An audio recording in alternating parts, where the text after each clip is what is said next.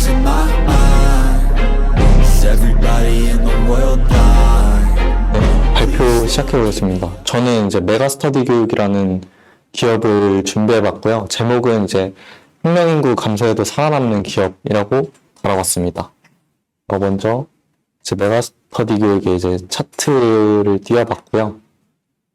이제 메가스터디 교육은 이제 메가스터디로부터 2015년에 이제 학원 사업을 물적 분할해가지고 이렇게 상장을 했고요. 사업에 대해서 설명드리겠습니다. 먼저 사업 부문은 초중등 그리고 고등, 대학 취업, 기타 사업으로 나뉘는데 매출 비중으로는 이제 초중등이 한 23% 정도 되고 고등이 62%, 대학 7%, 취업 7%, 기타 0% 정도 됩니다.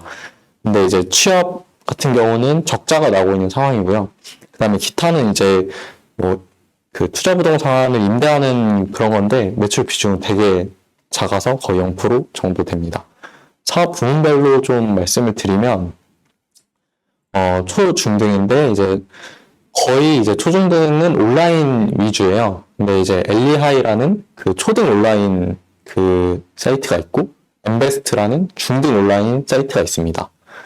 먼저 시장을 말씀드리면 초중등 학생 21년도 기준 사교육부 규모를 이제 16조 9천억 원이라고 하고요. 그 다음에 이거를 이제 초등 10조 5천억 원 정도고 중등 6조 3천억 원 정도로 나뉩니다.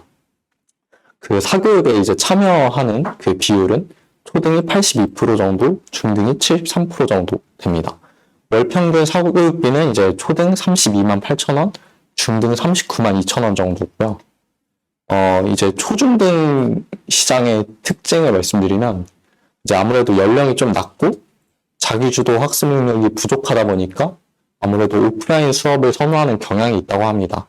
초등학생 쪽에 더 이렇게 해당이 된다고 할 수 있고, 그 다음에 그 학부모의 구매 의사결정 의존도가 높습니다. 이제 고등학생 정도 되면은 이제 자기가 원하는 거를 이제 선택해서 듣겠지만, 이제 초등학생이나 뭐 중학생 같은 경우는 그 학부모가 이렇게 정해주는 거를 보통 듣게 되는 경우가 많고요. 점유율은 조금 제가 찾아봤는데 여기저기 조금 다르더라고요. 일단 중등은 되게 이제 좀 높은 점유율을 보이고 있고 초등은 아직 조금 그 정도는 아닌데 근데 이게 아마 온라인 쪽에서만 본 것 같고 그 외에 뭐 학습지 이런 것까지 합치면은 이제 메가스터디 교육이 초중등 시장 점유율은 한 9% 정도 된다고 할 수 있습니다. 그 다음에 이제 고등 부문인데요. 메가스터디라는 이제 온라인과 이제 메가스터디 학원이나 뭐 러셀 학원 이런 오프라인 학원을 이제 하고 있고요. 21년도 기준 고교생 사교육비 규모는 6조 5천억 원 정도 됩니다. 사교육 참여율은 한 64% 정도 되고요. 월 평균 사교육비는 41만 9천 원 정도 됩니다. 근데 이제 그 메가스터디 온라인 같은 경우는 보통 그 메가패스라는 거를 끊어서 하는데 그거를 이제 뭐 한 몇 개월 단위로 이렇게 하다 보니까 이게 나눠주면은 한 월 5, 6만 원 정도? 그래서 학원보다는 되게 저렴한 상황이라고 할 수 있고요.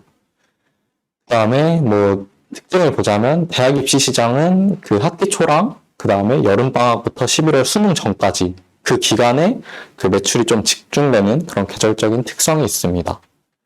주요 4개 업체인데 이거는 이제 그 인강을 하고 있는 주요 4개 업체가 메가스터디 교육이랑 디지털 대성 그리고 이투스, 스카이에듀 이렇게 되는데 얘네가 이제 그 차지하는 그 전체 사교육비에서의 점유율은 13% 정도 되고요.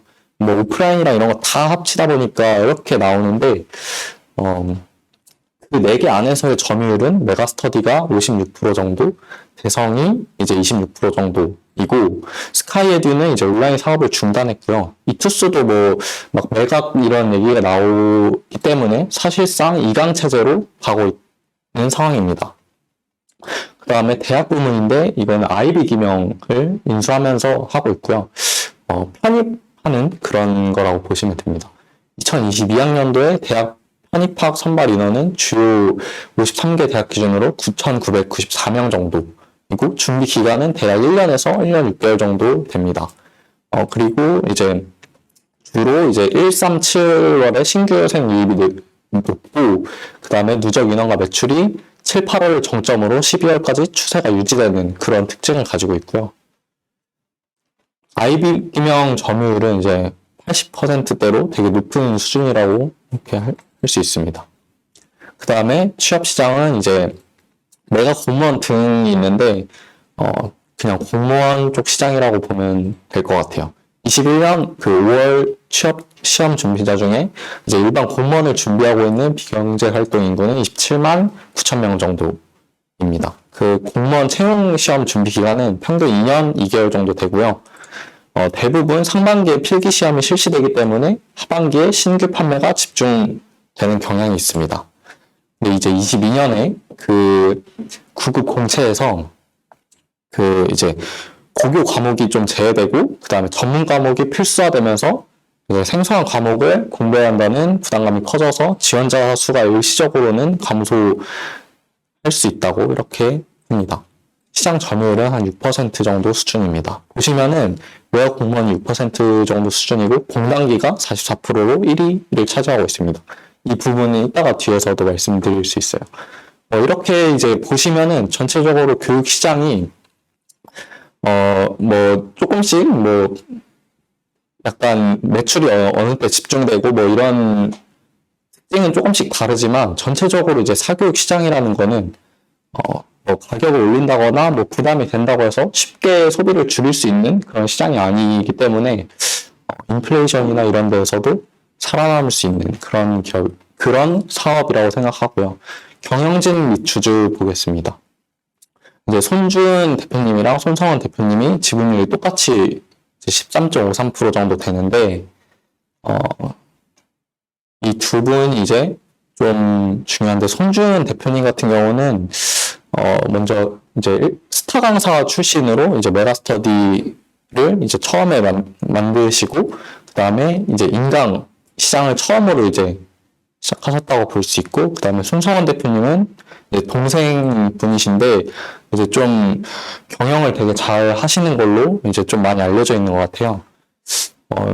이 부분에 대해서는 조금 더 찾아봐야 될 것 같습니다. 다음 투자 포인트 말씀드리겠습니다. 먼저 두 가지를 들어봤는데요. 하나는 이제 아까 말씀드렸듯이 비탄력적인 수요가 있고, 그 다음에 두 번째는 전 연령대를 아우르는 종합교육 플랫폼이라는 것이 있습니다. 먼저 비탄력적인 수요는 가격이 오르더라도 사교육 지출을 쉽게 줄이지 않죠. 보통 이제 다른 식비나 이런 거를 줄이더라도 자녀 교육에 있어서는 계속 돈을 지출하는 그런 특징이 있고요. 그리고 또 온라인 강의는 오프라인에 비해서 아까 말씀드렸다시피 되게 저렴하기 때문에 혹시라도 줄이게 된다면 학원을 다니다가 이제 온라인 강의를 이렇게 수강시키는 그런 거를 생각해 볼 수 있을 것 같아요.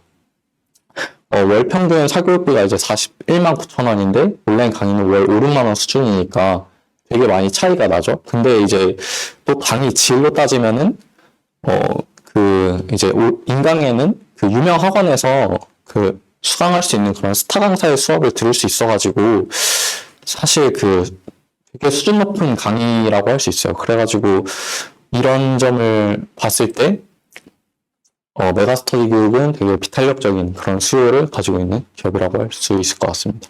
그 다음에 이제 전 연령대를 아우르는 종합교육 플랫폼이라는 건데요. 먼저 아까 고등학생 비율이 되게 높았는데, 이제 리스크, 학령 감소 이런 거를 많이 말하고 그게 많이 디스카운트 요인이 되고 있습니다. 근데 이제 메가스터디 교육 같은 경우에는 초중등 시장에 진입해가지고 빠르게 침투를 증가시키고 있고, 또 이제 취업 시장이나 이런 데로도 해서 그 학력 인구 감소라는 리스크 요인을 좀 극복하는 그런 모습을 보일 수가 있어요. 초중등 온라인 시장은 이제 아무래도 오프라인의 점유율이 높겠죠. 그래가지고 이제 아직은 온라인의 비중이 그렇게 크지가 않은데, 이게 조금씩 이제 침투를 할수록 메가스터디 교육이 그 분야에서 잘 하고 있다 보니까 거기서 조금 이제 매출 성장이 가능할 수 있다고 보고요. 그 다음에 이제 공무원 시장 확장입니다. 그 ST 유니타스 인수 공시를 냈고 지금은 공정위 심사 대기 중에 있는데 그 얘네가 가지고 있는 그 공단기라는 브랜드가 아까 말씀드렸다시피 공무원 시장 점유율 44%를 차지하는 브랜드입니다. 만약에 인수가 마무리되면은 둘을 합해서 50% 정도 하면은 시장 점유율 1위로 바로 올라서게 되고요. 지금 적자를 내고 있는 그 취업 부문에서도 그 사업 그 수익성을 이렇게 끌어올릴 수 있을 것 같습니다. 학원 시장이 아무래도 고정비가 크다 보니까 매출이 성장하게 되면은 수익성이 확실히 그 회복이 될 수 있을 것 같고요. 그 다음에 이제 리스크 포인트입니다. 학력인구 감소를 항상 많이 말하는데 학력인구의 지속적 감소 추세는 그 국내 교육 기업의 주요 디스카운트 요인이었습니다. 이렇게 보시면은 여기가 이제 22년이고 되게 이렇게 감소하는 걸 볼 수 있어요. 근데 이제 사교육비 지출 총액으로 보면은 크게 줄지 않고 있는 것을 확인할 수 있거든요. 이게 이후로는 이제 아이를 많이 안 낳다 보니까 그 뭐 한두 명에게 더 집중적으로 이렇게 돈을 많이 쓰고 그러다 보니까 사교육비 지출 총액은 그렇게 줄어들지 않는다는 것을 알 수 있고요. 또 25년까지는 그 수능 그 인구도 아직 그렇게 크게 줄지 않는, 그래가지고 한 3년 정도, 2, 3년 정도는 학력 인구 감소가 크게 영향을 미치지 않을 것 같고요.